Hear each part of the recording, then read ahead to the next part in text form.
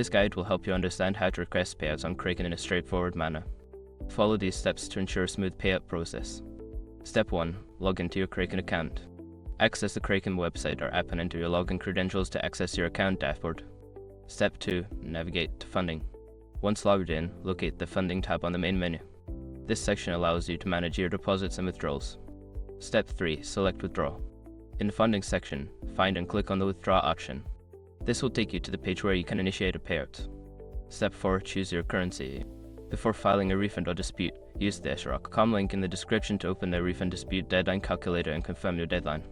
Step 5. Enter withdrawal details. Fill in the required details for your payout, such as the amount and your withdrawal address. Review the information carefully, then confirm the withdrawal request. After completing these steps, your payout request will be processed. Keep an eye on your email for confirmation and any updates regarding your transaction.